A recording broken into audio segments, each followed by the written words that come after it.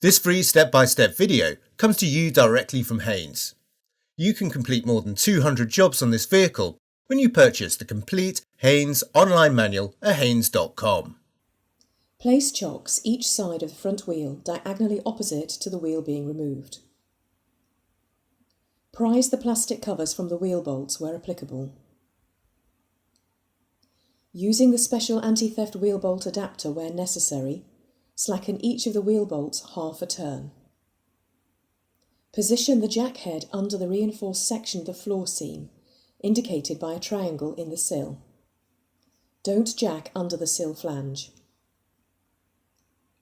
Raise the vehicle until the wheel is clear of the ground.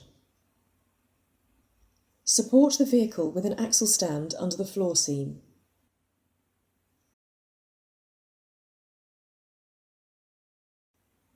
Fully unscrew the bolts and remove the wheel.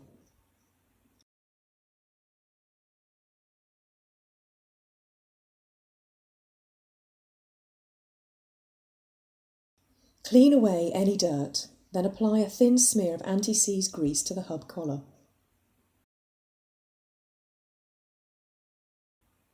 Refit the wheel, then insert the retaining bolts and lightly tighten them.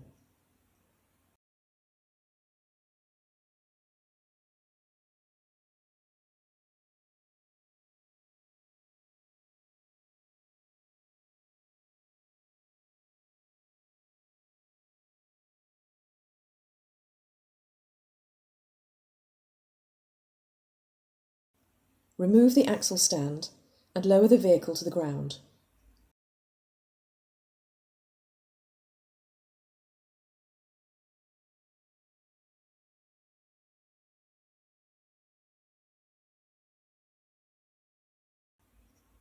Tighten the bolts to the specified torque.